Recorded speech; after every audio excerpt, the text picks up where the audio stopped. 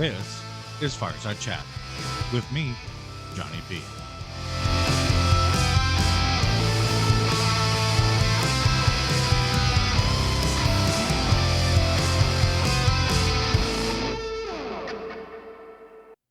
Hello, everyone. Welcome back. For those of you who are coming back after the hiatus, we already put out one episode just last week, sitting down with Sam DeSessa, United States Air Force veteran. And just as a reminder to everyone, not doing weekly episodes anymore. I mean, when we have episodes to put out, I'll put them out. It'll be every Tuesday morning at 10:30 like before, but we're not going to be, full court press trying to get episodes out every single week. It's just as I'm able to sit down with folks, I'll put them out. Definitely rely on you guys to share this with your friends, and if your friends want to give their stories, or if you want to tell your stories, this is the platform for you guys. Would love to have you, but it's not going to be full court press trying to get content all the time. We're just going to keep it going nonstop as long as we have stories to put out for y'all. All that being said, thank you again for tuning in. Sitting down for part 2 of Air Force veteran Sam DeSessa, and he is on the phone from the firehouse at Naval Air Station Fort Worth, joining us to wrap up the story. So Sam, welcome back. Thank you again. Thank you. So on our last conversation, you had mentioned that it was 2001 time frame. You were had just gotten back from Honduras. I think you said that you were stationed in Charleston, South Carolina at this time, and you met up with a guy in a suit at the gun range, and he kind of recruited you into the private military. I don't know why I can't say that. Private military contractor services. Is that correct? That is spot on. All right. So from Yes, there, where are we going? So a lot of people may not realize what PMCs do, what private military contract organizations do. And some of it is very simple things, just protective services. So some of it's like dignitary protection, things like that. But at the time when I was working, it was right before the towers came down. So this is all pre-Afghanistan, Iraq, in the sense that people know it now. Mm-hmm. Pre 9/11. Right, pre 9/11. And so things were very different. There was countries that a PMC can go into, the U.S. military can't. I don't say can't per se, but if we're looking for trafficked people, if we're looking for something of that nature, that basically we're not at war with this country. You go into Africa, you're going to the Ukraine, you're going into places that for some reason college students seem to think are amazing places. That's not been my experience. But we'll go in the middle of the night with sometimes special forces, sometimes just as PMCs, and they'll go into a place and do work that the U.S. military, it would be a violation. It would be an act of war, basically. Right. So pack up the U.S. military by and law, right?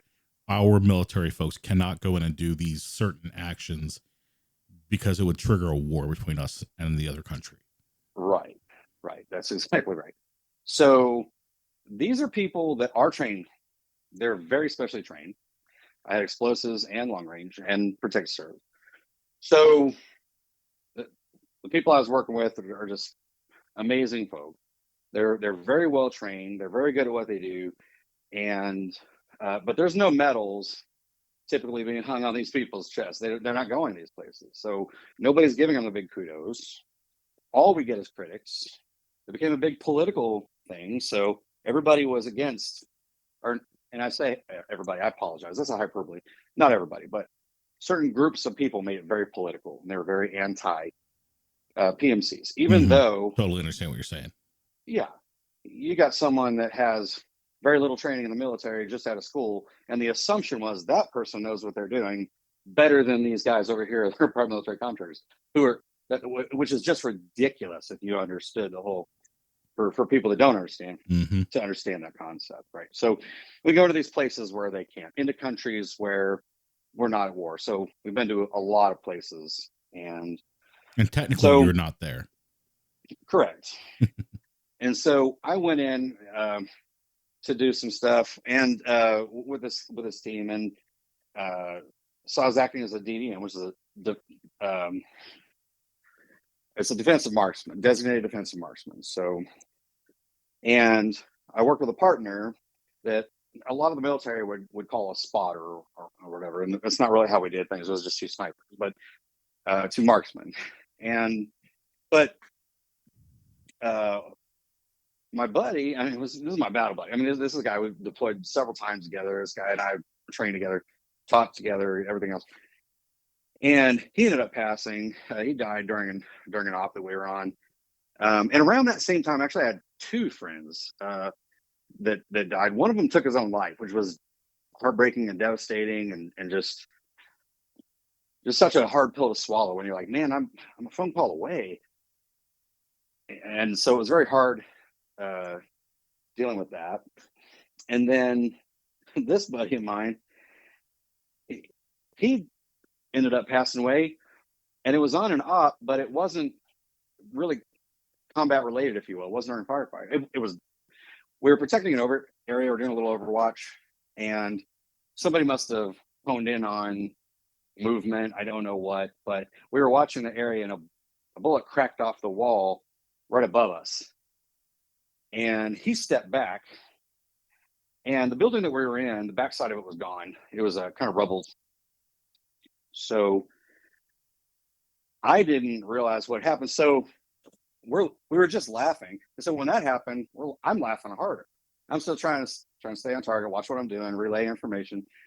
And I look back, and he's not there. Well, the floor just dropped out. We're 4 stories up, and it's just a drop behind us, about 5-6 feet behind us. Well, he must have hit some of that rubble, that concrete, whatever. He head over heels fell 4 stories and died at the bottom there. So that was a really tough one. And then, so I'm standing from about 75 people, and I'm giving his eulogy, and I've written all these things down, just wonderful things about him. And I got people laughing, I got people crying. I mean, I'm doing the whole thing, and it's a show, it's an act, but it's, at the same time, I'm trying to honor him. But about midway through, saying all these wonderful things about my buddy. Sorry. Yeah, take your time, man. And it occurred to me that I had never said those things to him. Mm-hmm. And that cut me deep. That really hurt. And that's when I decided, man, I'm going to make sure everybody in my life that matters to me knows that they matter to me. So I'm the cheesy guy. I'm the one that's going to tell you, you matter. So if you're listening to this with Johnny B, you matter. Indeed, people matter. Everything you do matters. It all matters. What we say matters. What we do matters. Don't let anybody tell you that anything you do is insignificant. What you do matters. And so that was really hard on me, and I decided I need to get help. I decided I didn't want to do the PMC thing anymore. I didn't want to do any of those things. It was finally real. Not that there wasn't danger before, but I guess it just never clicked. Yeah, now it's finally hitting home. Finally, it was close enough, and I was like, I want out of here. I don't want to do this anymore. Let me off this ride. Great while it lasted, but no thanks. So, man, I saw doctors, counselors, therapists, psychiatrists. I was on every kind of different med. I tried every kind of cocktail they had. Nothing. Have PTSD, even told I have PTSD. You don't have PTSD, you have depression. I have doctors arguing with each other. The guy's got anxiety. He doesn't have depression. No. He's got PTSD. He doesn't have, all these different things, back and forth, different meds, all this. Felt like crap. And nothing's working. I said, I need to change the scenery. I need out of this place. Charleston was amazing. There's a lot to do there, a lot of great food, historical. It's awesome there. I was like, I got to get out of here. Well, I was born in that one state. What was it again? Oh, yeah, Texas. So it's only God's country. It's only God's country. So I called up the Air Force and I said, hey, I moved myself from Honduras to South Carolina, technically, even though it was just a suitcase. Don't you people owe me a move? And they said, yeah, we owe you a move back to your home state. I said, cool. My home state's Texas. So I got on the old interwebs and I found a firefighter's job open in Fort Worth here at the Naval Air Station where I work now. And I called and talked to a couple of people, and they seem to enjoy working here. And so I moved from South Carolina to Texas, 2001. Started, as a firefighter and worked my way up. But around 2004, my ex-wife, now I have not yet really slowed down long enough to deal with all the things that we've been talking about. I just keep moving from one distraction to another. Mm-hmm. I just keep myself busy. I just keep pushing forward. I got to this base and I started busting out firefighter certifications. So to promote, you have to have certifications. So I started going to classes. I started self-studying. I was very much an autodidact where I'm going to study this stuff on my own. Wasn't really enrolled in college, but I would take some college classes here and there. But a lot of it was just self-study, and I'd go challenge an exam. And I did a lot of studying. Well, ex-wife at the time, wife number 2, was spending money hand over fist. So I had to get a part-time job. So I started working for a hospital. Let me tell you what that looked like here, John. So I'm working a 24-hour shift at the fire department, going home, spending time with the family for 12 hours, going to the hospital that night for 12 hours, run from downtown Fort Worth, All Saints Hospital, back to the base from 7 o'clock in the morning to 7:45. Roll call here is 7:45. I haven't slept a wink. And I would just take naps whenever I could during lunch, things like that, here on the job. And still trying to study. Sleep when I was here, plus study, plus everything else. So I was very distracted, which was great to an extent, but I have not dealt with any of that stuff that's in my backpack we talked about. I got a stress backpack, and buddy, I can't even imagine what that thing would have looked like. Just huge back there. So my ex-wife, 2004, she decides she's going to take her boyfriend that I didn't know about, head to Louisiana with my girls. I had 2 daughters with her. And so she left Louisiana with a boyfriend. And the excuse was, you're gone too much. Now, Johnny, she's the one spending that money hand over fist, buddy. It wasn't me. And I had 2 jobs, like I said, and I did that for about 2 years. And I mean, it was rough. It was stressful. It was really hard. And to hear that it was because I wasn't home enough was just, where do you even go with that? Like, okay. But I mean, you don't want me, you want this dude, good luck. But the girls, how are we going to work this out? But at any rate, she kind of blamed me for that. And right around this time also, a guy that I had met in Bosnia, a guy named Jerry, was part of a 4-man crew that was ambushed over in Fallujah. And they pulled them out of their vehicles and beat them to death, shot them, burned their bodies, and hung them from a bridge over the Euphrates. I actually remember that. You remember that one? Yeah. To this day, Americans still call it Blackwater Bridge. And Jerry, who I'd met over in Bosnia, anyway, was one of those people. And so, as you know, from being in the military and from all the training that we receive on these kind of things nowadays, and remember going back to 91 for me with Saddam, going back to when the British troop jumped off the building, I'm getting no counseling. There is no, at the time, the fire department, the military, et cetera, our culture was just kind of, hey, suck it up and move on, go to the clinic if you need something for a migraine, and that was about it. There really wasn't peer support. There wasn't really counseling services per se. They'd throw out some mental health stuff here or there, but they always made it sound like they'd Section 8 you and kick your butt out if you were walking in there and say, they were just putting that out there just to check the block to say they said it. Exactly right. Nobody in their right frame of mind was using that. So, and the statistics show that you know for a fact, if you know someone who's died of suicide, it increases your chances exponentially of doing the same thing. So I have these battle buddies, friends. I know them. Other families have done it. I've got my grandfather, who was a 2-time war veteran, World War II and Korea. My grandmother died a week later, took his own life, got his affairs in order, and took his own life. And so now, all this culminates. My ex-wife takes my daughters and moves to Louisiana. And I'm in the apartment. They're gone. It had been a couple of weeks of just pretty much me drinking and kind of going to work, going through the motions.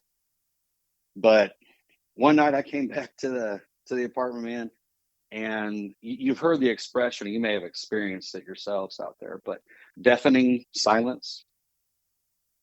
Oh yeah. Oh yeah. Yeah, that was something I had never experienced in my life until that night. And I had just had a crappy day. It was one of those things. I just had a crappy day. Things weren't going well. Came home. There's nobody there. Been drinking. Ain't helping, of course. But there was this deafening silence. Man, it was just about the word.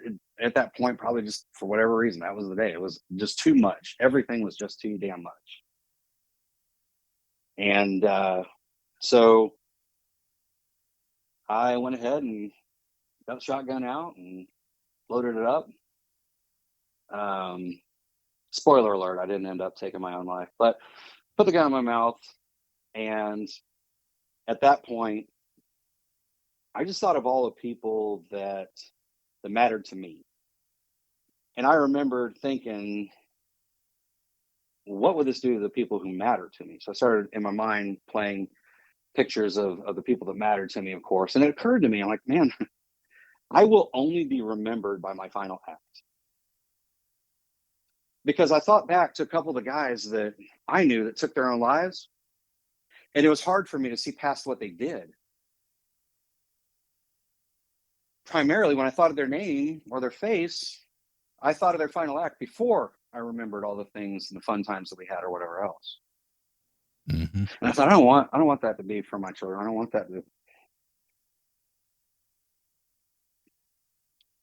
that for my friends and my family. That they're primarily going to remember me by my final act. None of the positive, none of the good, none of the relationship stuff. Just the last thing. You know, the mess I left behind, literally, figuratively. And I thought, man, those people matter too much for me to do this. And I know this may or may not make sense to people, but I heard the words, "You matter too." And it startled me because I was 100% irrefutably, I had never felt more alone in my life. I knew there was no one there. But I heard, "You matter too." And that was the day that it all changed right there. I just started praying, I started crying, and it was just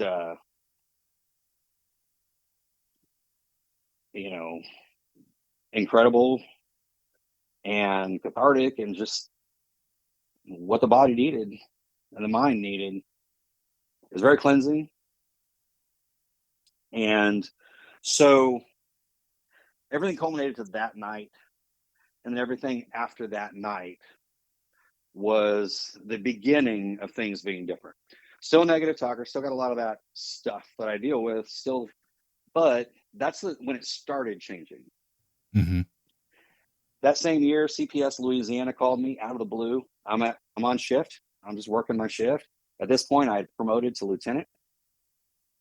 And this lady from CPS Louisiana calls, and she says, "Is this Sam DeSessa?" I said, "Yes, it is." She said, "Well, Samson, you've got 24 hours to pick up your daughters, or they're going into the system." I said, "What system?" She said, "I'm with CPS, blah, blah, blah." I said, "Okay. You're about 4 hours away. I'll be there in 4 hours. What's the address?" So I just jump in the car and leave. I'm calling my bosses en route. Like, "Hey, by the way, I just left shift. Somebody's get on that truck." because I got to go do this thing. And they're super supportive. And I went out there and picked up the girls. And my ex-wife just wanted to party, and they were in the way. And there were a lot of issues. I went to court here in Texas, got full custody of them. And, of course, at that point, I'm on my way back. Well, I'm a shift worker. At the time, we were working 24 hours on, 24 hours off, 24 hours on, 24 hours off, etc. So can't do that. Can't leave a 7-year-old and a 4-year-old at home for 24 hours when you're at work. Yeah, no, you can't. So I called the fire chief. I said, man, I don't know what I'm going to do. I'm freaking out, but I've got the girls, and I don't know what to do. and fire chief at the time, Paul, he said, Sam, don't you have your inspector certifications? So all those certifications, John, that I was doing, I was kind of getting teased by. I was getting ribbed a little bit by some of the guys, and it's not all of them. A lot of people were very supportive, but I had a couple of them that were teasing me. You're a nerd. You're always studying, beaker, and all that stuff. Like, it's kind of expected in our world. Yeah, sure. Absolutely. 100%. It didn't slow me down. Brotherly love, man. It didn't slow me down any. So, but these certifications for fire inspector, I never saw myself being a fire inspector. I didn't want to be a fire inspector. That was nowhere on my radar. I got the certifications because as you move up higher, they're required for promotions. But I really never thought I'd end up being a fire inspector. But now all so of a he sudden...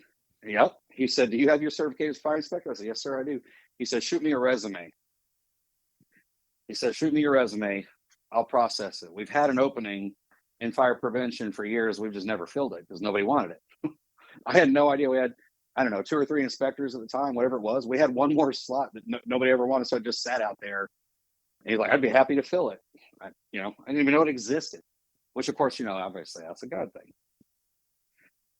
So changed my job, became a fire inspector. And now I've got these 2 girls. I'm a single parent. What do you do with that? So I felt this greater sense of responsibility. Like I've got to do more than just come home and watch TV and drink. And I've got to do more than just work all the time and work part-time. And I was taking tons of overtime because it's distracting, and I enjoyed work and I enjoyed the people I was working with. So, but now I've got the girls, and it was a total change of lifestyle for me because it's a more normal schedule. And, so I'm trucking along with the 2 girls. I ended up being a single parent for almost 5 years, John. And after that, I met my wife, Suzanne. My parents moved up to Burleson, where I live, to kind of help out with the girls and all. And one of my daughters, my youngest daughter, was hanging out with my parents. And 2 houses down was this pretty lady with 2 girls also. And so they got to hanging out and playing with each other, and then became the old, what if we became sisters someday, and all that stuff. And so I met Suzanne, and a year later we got married. She was a single mom, 2 girls. I was a single dad with 2 girls, and we made 2 boys. So y'all kind of just made your own little Brady Bunch there. We Brady bunched it all up, man. We did. And the funny thing was, Johnny, let me tell you, man, I was like, I already have 2 girls, so I'm not looking for a woman that's got kids already, because as a man, you shoulder, the more you add to the roster, the more you got to shoulder. So, and kind of a funny story, I met a girl at Starbucks one time, and she said, she wanted to talk and hang out. So we're kind of talking, hanging out. She asked me to dinner. I'm like, okay, cool.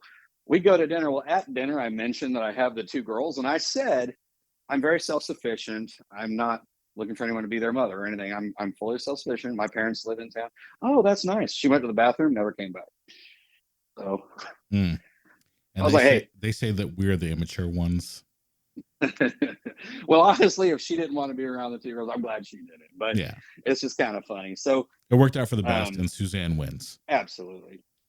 So Suzanne's amazing, right? And so we made 2 boys. Well, she, when we first got together, obviously before the boys, when we were just talking, would listen to these online pastors. And she said, you might like this guy.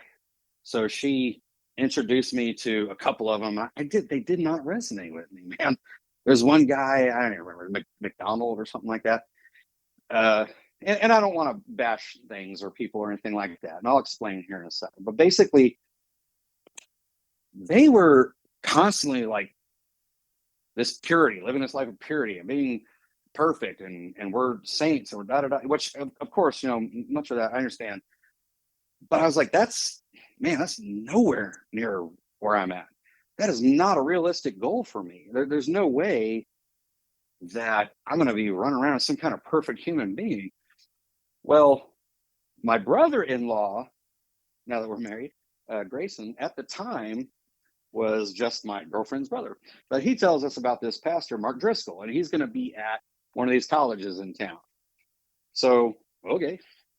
So he bought us tickets to this thing. So we go out, listen to this guy, and I said, oh, okay, I could listen to this guy. He's being honest, and he's talking about how he's very authentic, very straightforward, and very masculine, and talking about his flaws openly. And it resonated with me very well. So at the time, he was with Mars Hill Church, Mark Driscoll. I don't know what you know about him or don't. And he went through some rough stuff too. Not a lot. Yeah, so he did go through some rough stuff. And then he admitted there's a lot of, and it was mainly he was a little bit of a bully as a leader, and some of these kind of things. I don't know, but bottom line is, it was the first time I ever had really heard a pastor talking about that you're never going to be perfect until, and we can strive for some of these things, but you're never going to be perfect until you're completely transformed on the other side. And instead of setting the expectation that you're going to be running around perfect here, and my wife's kind of looking at me going, well, why don't you, like for instance, especially early on in the relationship, I really had a pretty strong military mouth. And so she was like, well, why do you talk like that if you're supposedly a Christian? I was like, well, I don't know. If you work in a kitchen with Hispanic people, you pick up some Spanish, don't you? I mean, it just kind of, I'm around the military. I was around military people as a kid. I'm fire department. I mean, and I'm always around dudes. So it's kind of the way all up in it. It's how we communicate. And switching off that switch just because you're a Christian just doesn't happen. It takes time, And so when we finally heard from that pastor, it really changed things for me. It really made me have a hunger for my walk. And for the first time, it was like my wife understood me better, and we were able to have these rich conversations, all this kind of stuff, right? So that's when I really started walking with Christ and really started to understand more. And then, so that's sort of about, I think it's 2005. One of my daughters from the previous marriage, one of my daughters there, my youngest, she ran away over an argument with me one evening.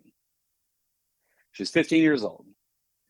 Went to a friend's house. They're having a party, which we kind of think she staged the argument so that she could run away, so that she can go to this party. But from there, she went to a house in South Fort Worth where a bunch of dropout students hang out, like all day long. All these students that dropped out of school, and they just all kind of live together in this house. Mm-hmm. She ended up over there, and she was kidnapped from there. And we didn't find out till later on, because all we knew was she was gone. Like, she ran away and she's gone. That's all we know for 5 weeks. 5 weeks.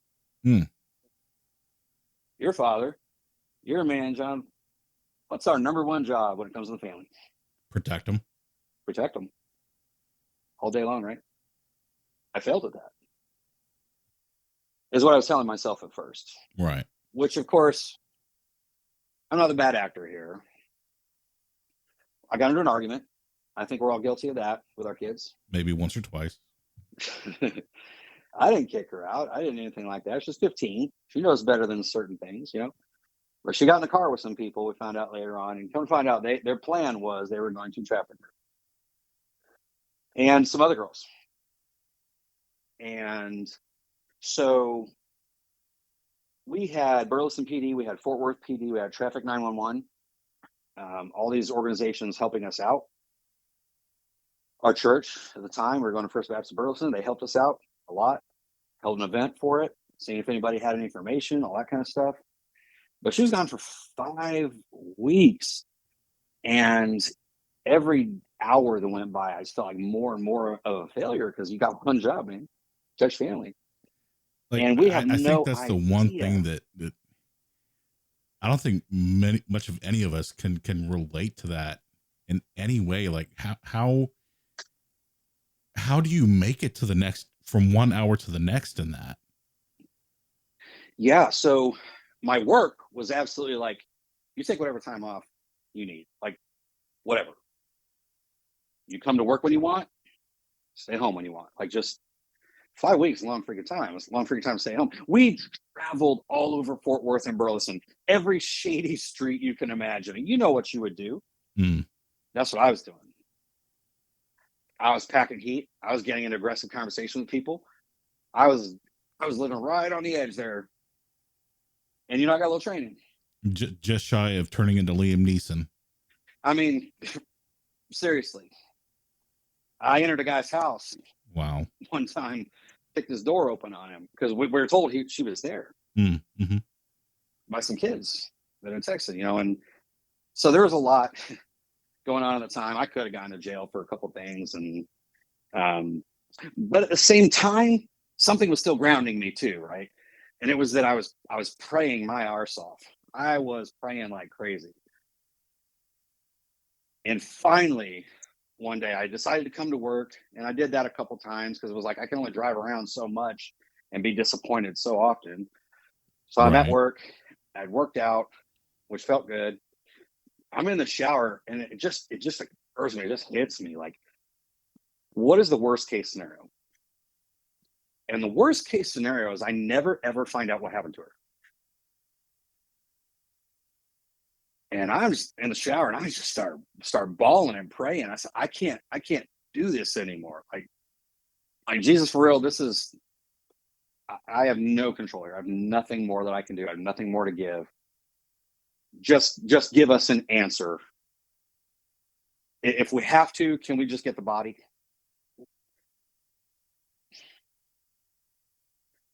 Praying that you don't go through the rest of your life not knowing, and that you at least can get a body back, is tough. It's about the most heartbreaking thing you can go through. Yeah. And I'm telling you right now, John, that had it not been for my walk, and had not been for prayer, I may not have been doing everything perfectly, but I had been walking, and I had been doing some, I had some knowledge, and but more than anything is I knew to pray. Had it not been for those things, I don't think I would have got through it.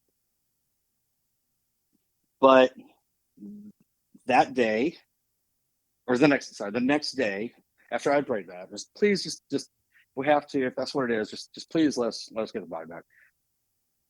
I get a call from a fire station in Fort Worth. He says, "Hey man," and kind of a semi-comical thing in the moment, but he calls and says, "Hey, is this Sam DeSessa?" I said, "Yeah." He's like, "We have your daughter." I said, "Who the hell are you, man?" What? And he's like, I'm no. He said, "Listen. I'm firefighter such and such. I'm at Fort Worth station number blah blah blah. We have your daughter here. She walked into the station." I was like, "Oh, I thought it was like a ransom thing or something at first." I was like, "What the?" But yeah, because he had no clue what had been no, going on. right. So we get the whole story afterwards, and what happened was she was in this house. She was being held against her will. They kept them pretty drugged up, but the guy that was watching the door was hitting the meth pipe or whatever and knocked himself out. So he's sleeping. My daughter gets up, grabs her backpack, and literally just walked out the door, and then went up to some stranger. They're pretty close to a park, and said, "Where is there a fire station?" My dad works for a fire station, and they said, "Right over there." And so she beelined it, and that's where she was. Wow. So now that's on the internet. First name is Brea, Bree, my same last name. And I got to tell you, when you see your child on a poster for the National Center of Missing Exploited Children, and you see their face on the news, you're like, that's great. Their face is out there. Hopefully somebody pays attention to it. Maybe somebody gets some information. But at the same time, all of those things were, to me, a public failure on my part. And you remember all the negative self-talk. Yep. I was on it. But the reality is, I know those things aren't my fault. None of that stuff was my fault. What could I have done differently? She's 15. You can't lock the door. They'll unlock it, walk out. It's not the same thing as when they're two. Yeah, we So can't the lock them reality in is, she either. There knows. might be some laws against that. Yeah, well, there's that. And we know at 15 not to get in cars with strangers or all of those things. We know all of those things. So I know it wasn't my fault. But the journey from the head to the heart is the longest sometimes. And just convincing yourself that, man, this was not been your fault. It was extremely, extremely tough to get through. But Mm-hmm. So from all of that, at this point, now you're a believer. Your faith has actually helped you get through this yes, just insane situation. Your absolutely. daughter's home safe. Your family's back together, albeit you got some tough roads to walk ahead of you. How does that look at that time? Yeah. So the first thing that I did, and I was like, what do they do for the prodigals? We're like flipping through the chapter real quick. And it was like, oh, they took all of her jewelry off her. She had James Avery jewelry. We had these necklaces and rings that she just loved, earrings. I said, that's the first thing we're gonna do. We're going to James Avery, and every single piece that she owned before, we're gonna restore those things. We're gonna give them back to her. So that's the first thing we did. We ran and rebought her necklaces and charms and rings and earrings. Yep, celebrating she's Just coming home. Yeah. yeah. Well, and to make her feel like herself again, Mm-hmm. in whatever ways that we can, and try and restore her back to Yeah, her mentality, her. her emotional state totally makes Yeah. sense. Yeah. That was just well, that was the example from the Bible. So it was like, well, that's Mm-hmm. what he did. I guess that's what we're gonna do. So and then of course there was just constantly twice a week and then once a week taking her to counseling and things like that. So long, hard road to travel for sure, but without faith, just impossible. There's no way I'd have got through that time. And I that was far more heavy, far more weighty than anything else I'd gone through, even combined. This is your child. This is a daughter. Mm-hmm. Worse than anything else I've been through. Anything else I'd seen, hands down, this was worse than anything. But Well, yeah, I mean, you were talking about it earlier, like you're carrying around your backpack, you're putting in pebbles and rocks and stones and whatnot. Now we're just going to place a giant boulder up in there. I released so much of it the night that I turned it all over to Christ when I heard you matter too. I just prayed that I have no control of anything else I've seen, anything else I've done, and I just need you to help me carry this, or you need to carry it for me. I'm gonna leave it all at the foot of the cross. And after that night, the weight has never been what it was. Not that I don't get depressed, not that I don't have anxiety, not that I don't have PTSD, not that I don't still struggle sometimes with those things, but none of it's as heavy as it was back then. I left the vast majority of it for the cross. I left the vast majority of it for Jesus to carry. It's not mine to carry. And it's pride that we continue to carry a lot of that stuff that is not ours to carry. So, yeah, I have basically three things that made probably the biggest difference in my life when it comes to all that stress, all the PTSD, all that kind of stuff. I had three things that really helped me out the most. And number one, of course, is my walk with Christ. And through that, I learned something, and that was through a mentor of mine. Is basically every night when you go to bed, you think of three things that you're grateful for, and you thank the Lord for them. You thank Jesus for them. Three things. That's all you do. It sounds simple, right? Because it is. But Right. you just think of three things. It doesn't matter if you had a crappy day. It doesn't matter if you had an amazing thing. Can you come up with three? And you can always come up with three. I don't care what you've been through in that day. Are you laying in a bed? Yes. Okay. That's better than a lot of people in the world.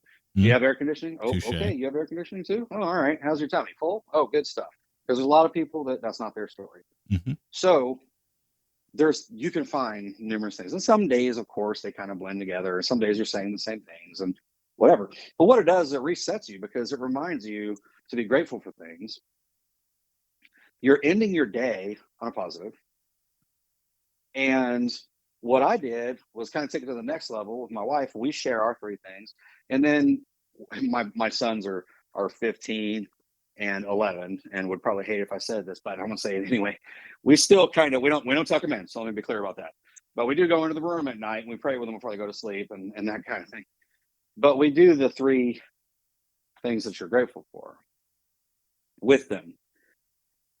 And that's just amazing because sometimes I'm struggling to think of my three, but then to hear your sons come up with three or your daughters come up with three, that's sometimes just, it's absolutely fantastic. Sometimes that pulls me out of my funk is to listen to theirs, right? I get it. So number one's my walk with Christ with the gratitude prayers. Peer support. So peer support can include veterans, other veterans. Peer support can include your wife. Peer support can, some of the most successful programs in the fire service and in the military service, some of the most successful programs are peer-driven programs. Sometimes now I understand, sometimes there's chemical imbalances that only a psychiatrist can issue meds for, those kind of things. I'm not talking about that, but I'm specifically talking about there are a lot of successful programs that all it is peer support driven. Just being able to talk to someone else. Mm-hmm. Sometimes it's someone else from your field that gets it. Sometimes it's somebody that's not from your field at all that doesn't get it, but they're trained or they just have an empathetic ear. Because sometimes you don't want to talk to somebody that you work with, maybe. Mm-hmm. Because, I don't want this person to think I'm, whatever the case may be. In my department, I headed the peer support program for quite a while, and it's been very successful in my department. I've had people call me. We've had two of us that were certified for years, and just this past year, 2024, we added 6 people to our peer support roster. We got some additional training in, and I've got a bunch of guys that are just motivated about it. So we sent them all to training, and they're very, very, very successful programs. I mean, I've got some guys that won some major awards that at one point called me in the middle of the night and proverbially talking them off the ledge, mm-hmm. if you will. So very successful. So again, walk with Christ, peer support, huge. And then post-traumatic growth. Johnny, are you familiar with post-traumatic growth? I think I might have heard you mention that a few months ago. Copy that. So a lot of people, everybody's heard of PTSD. I don't think there's probably anybody left that hasn't heard about PTSD or what it is, what it does. But post-traumatic growth is something that people don't talk about enough. Post-traumatic growth is one of those things you can only experience if you've had something stressful that would potentially give you PTSD. But basically, it's like those medics, the firefighters, the pediatricians, the nurses that work in the field, and they see something horrible happen to a child or to another person, and then the first thing they want to do is they want to call their spouse and hear their spouse's voice, or they want to hear their children's voice because it was a pediatric call, or it's and so it's that first time you hear that voice after you witness the traumatic event or you see the traumatic thing or whatever the case may be, that next time you get to wrap your arms around your kid after having worked a car accident where a child passed away. So that how much more rich life is after acknowledging how fragile it is, that's the post-traumatic growth stuff. So it's fascinating. There's a lot about it on the internet, but for me, at any rate, those have been the things that have affected me more than anything else, more than any of the meds that I was on, mm-hmm. more than talking to any of the certified degree holding people. Those things just have done it for me. I've never been anywhere near I was on my dark night. Ever since I let a lot of that go, I prayed to leave it at the cross, and I did. And then I just do my 3 things gratitude prayer. I utilize peer support. And of course, the post-traumatic growth, just appreciating, because I and a lot of us have seen so much in the way of death and trauma, Hmm. that just appreciating how fragile life really is, and just really truly appreciating people. And even like I said, after having given that eulogy for my buddy, I am that guy who's going to make it cheesy. I'm going to tell you, you matter to me. I'm going to, if you're in my circle, if you're in my group, you want to call me in the middle of the night, I'm there. I am in your corner, and I'm going to be there for you. But I'm going to tell you how much you mean to me, and I'm going to tell you how much you matter to me. You can't do that enough. You can't do it too much. Yeah, I agree. So, And hearing what you're saying with the, the three things that really help you through it, I think that's where a lot of the parallel comes in between your story and my own, where being in some sort of community, we'll call it, we'll give it that name, or a small group or something, where you have other men, or for the lady listeners, you have other women that you're able to form that close connection to, and have them cheering you on at the same time that they're lifting you up and spurring you on simultaneously to dive deeper in your pursuit for, in a relationship with Christ. absolutely. And in a way, that's a spiritual peer support, Mhm. if you will. And I think So, yeah. that's the biggest thing that I'm taking away from the from your story is, with the gratitude, with um getting that post traumatic growth experiences, a long term support group, like you're saying, or even just being in community, having that close circle of people around you to be there with you. For a lot of us, we call them battle buddies, It's when your we're in battle the buddy service. But to have your for life. spiritual battle buddies here with Yes. you is I would say critical to our recovery. And we have different names for them. Hmm. We have a Yeah, small fair. group, community group. Those are all peer support, maybe spiritual peer support, professional peer support, whatever it is. But absolutely. I mean, and you call it accountability partner. A lot of Christians like to say Hmm. accountability partner. Well, Yeah. accountability partner, what is that? That's just a battle buddy. Yep. It's the same thing. Same It's the same thing. thing, because life mimics, what our battle is not with flesh and blood, right? Right. This is a spiritual thing. Well, we know that. And so you've got this thing called the fog of war, Hmm. and it is the chaos that ensues during a firefight or a battle. There is so many chaotic things going on: bullets ricocheting, flesh being torn, hot bullets piercing, hot lead piercing.